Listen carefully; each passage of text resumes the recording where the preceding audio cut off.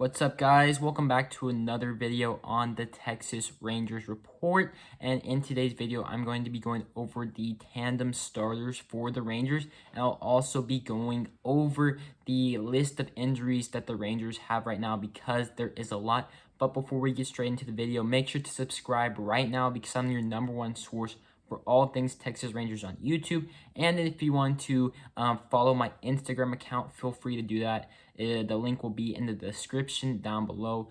You can follow my Instagram account and we can talk baseball. But getting straight into the video, Chris Woodward announced that Jordan Lyles will be one of the tandem starters for the Rangers. There's been different words used, tandem or piggyback. So basically, Jordan Lyles will start a game, and then there'll be a relief pitcher, if you will, that's kind of a starter, and they will replace him maybe after the third inning. And they usually, what the Rangers have said is that they want a righty and a lefty. Chris Woodward has said it's not set in stone, but that's what he wants. I'm not sure if Jordan Lyles is going to be the starter or if he's going to come out of the bullpen. However, let's just say he is the starter, then that means they want a lefty after them. The Rangers have plenty of lefty options. You have Colby Allard, you have Jung. He's not on the 40-man, but moves could happen to where he is added. You have Taylor Hearn and Wes Benjamin. And then moving to the next set of piggybacks, I am assuming that they will use Dane Dunning because he has had a really good spring training, and then you use one of those other lefty options. I think that this move makes sense for the Rangers. Jordan Lyles didn't have a good season last year. However, I'm hoping he has a bounce back year. Lyles is a veteran guy in the Rangers locker room, so I'm not surprised by this move at all, to use a pitcher that has experience on a staff that really lacks experience because the Rangers are super young. So that's enough with the tandem, and let me go on to the injuries. So I just made a video on the Jonathan Hernandez injury, Byron Laura car crash, and Kyle Gibson being named the opening day starter for the Rangers.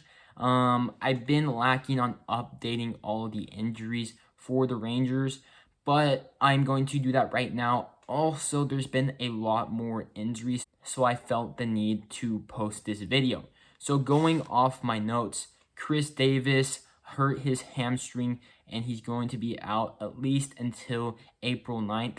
This hurts because he was going to be our starting DH. He started to heat up in spring training, and since Willie Calhoun is injured, it was looking like Chris Davis was going to get that role as the DH. But with this hamstring injury, he will not make the opening day roster, and all the beat reporters say this injury is significant. So this is very worrisome to hear. I hope Chris Davis has a speedy recovery, but I do not like to hear about this injury at all. Now the next one is David Dahl. He suffered a knee injury. He should be ready to go by opening day, although this is worrisome to hear as well from an injury-prone player. This is why the Rockies kind of released him in the offseason. It's because he didn't perform last year, and he's an injury-prone player. However, Chris Woodward said they've been taking him out of the games for precautionary issues, so I'm not too worried about David Dahl. And now you have Jose Leclerc. We all know this injury sucks. So Jose Leclerc, from what I am gathering, he might need Tommy John surgery. This really sucks because Jose Leclerc was going to be one of the back-end bullpen pieces for the Rangers. And he was one of the more experienced, even though he's young, he's one of the more experienced guys. He has a lot of tools, but also given that the Rangers were probably going to be a bad team this year, he could have been used as a trade piece as well. This one hurts to hear. He's going to be out at least until May, but I wouldn't be surprised if the Rangers threw him on the 60-day IL, and I wouldn't be surprised if he needed Tommy John surgery. So that one sucks. Now moving on to Joely Rodriguez. He has an ankle injury. He should be out at least until April 11th. Joely, he's a good relief pitcher for the Texas Rangers. It seems like ever since the Rangers acquired him over from Japan, he's dealt with minor injuries here and there. So, given that the Rangers are going to probably have a bad year this year, I keep on saying that, they're definitely not going to re-sign him after his contract is up. So I just hope he gets back to what he pitched like last year. So hopefully they can net some good prospects in return for Joely. So I'm not too worried about his ankle injury. I'm just hope he gets back to what he did last year. And now we have Brett Martin. He has a back injury. His timetable is the same as Joely, April 11th. I'm not too worried about Brett Martin. He's another strong presence in our bullpen. And then, of course, we have Willie Calhoun. He has a groin injury, and this one's very frustrating. I like Willie Calhoun a lot. I thought this was going to be his year to prove that he's worth that DH spot. He showed what he's capable of doing in 2019, and then in 2020, he got struck in the face with a fastball from Julio Urias, and then he dealt with more injuries in 2020, and 2020 wasn't his year.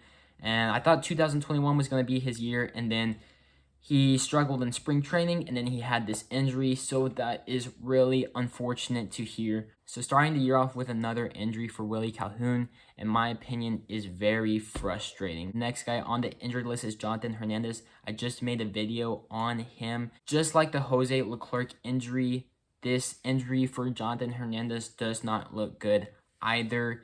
It was reported that he has a UCL sprain, so he doesn't need Tommy John surgery, but a lot of people that have gotten UCL sprains go on to have Tommy John surgery. He will go on the 60-day IL, and this is really frustrating to hear because he was going to be a setup man or a closer, and he was probably, in my opinion, he was looking like the best bullpen option for the Rangers because Jose Leclerc, he wasn't going to be in the long-term plans, in my opinion, but Jonathan Hernandez was, so this is very frustrating.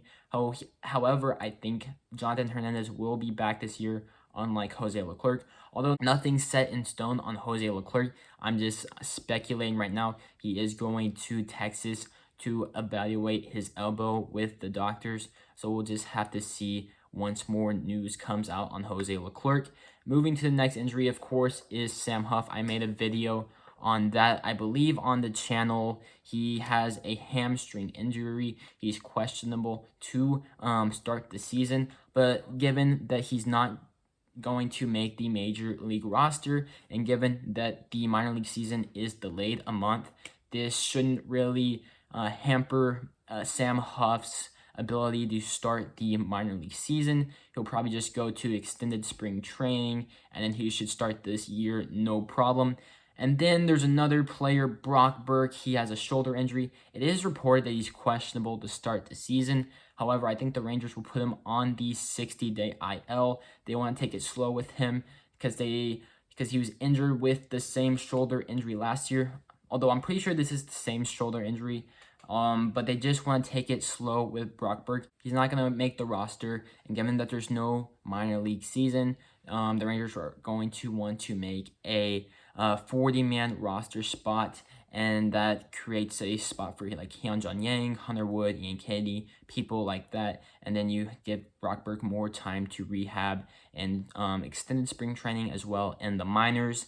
And then you have Josh Jung. He had a stress fracture in spring training. I think it was against the Dodgers.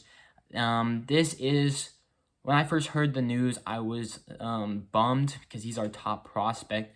But it's not going to be that bad in the long run. It's a 6 to 8 week injury.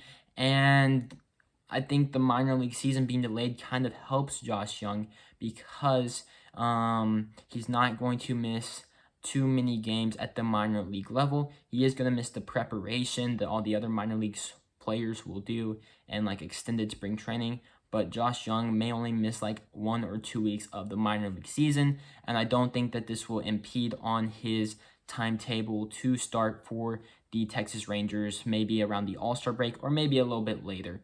And then last person on this list is DeMarcus Evans. He injured his lat and he should be back by April 9th. So I'm not too worried about that injury either. It's just there's a bunch of blows to the Rangers roster. And a lot of it is with their bullpen, and it's very frustrating because a lot of those people on the bullpen were going to make up a strong core, in my opinion, this year. So there's only 3 guys that I think will go on the 60-day IL, which is Jose Leclerc, Jonathan Hernandez, and Brock Burke. All the other guys, I think, will go on the 10-day IL, minus like Sam Huff and Josh Jung, because they're not on the active roster. But all the other guys, I think, will go on the 10-day IL in order to make roster spots for opening day. So that just about wraps up the video. If you liked it, please give it a thumbs up down below, and I'll see you all in the next one. Peace.